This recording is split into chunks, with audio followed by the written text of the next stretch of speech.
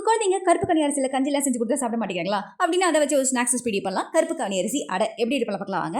வேக வைக்காத ஸ்வீட் கனலில் உதுத்துட்டு மிக்சரில் போட்டு நல்லா கிரைண்ட் பண்ணிக்கோங்க. தண்ணி எதுவுமே ஆட் பண்ண தேவையில்ல. நீங்கள் ஜஸ்ட் அப்படியே கிரைண்ட் பண்ணிட்டு ஒரு பவுலுக்கு ட்ரான்ஸ் பண்ணிக்கோங்க.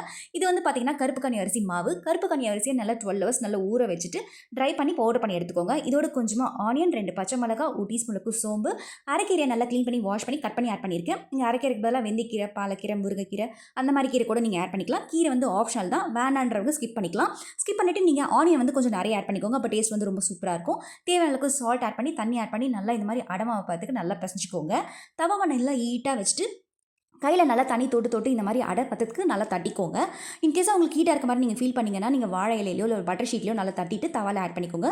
ஸ்லோலியும் வந்து பார்த்தீங்கன்னா ஒரு 3 நிமிஷம் நல்லா திருப்பி போட்டு ஆயில் நல்லா சுத்தூர விட்டு குக் பண்ணி இறக்குனீங்கன்னா சூப்பரான ஒரு கருப்பு கனி அரிசி வந்து ரெடி ஆகிடும். இது ஸ்நாக்ஸாவோ பிரேக்ஃபாஸ்ட்டாவோ நீங்கள் ட்ரை பண்ணலாம். கண்டிப்பாக ட்ரை பண்ணி சாப்பிடுங்க. சுவைக்கான தேடல் தொடரட்டும்.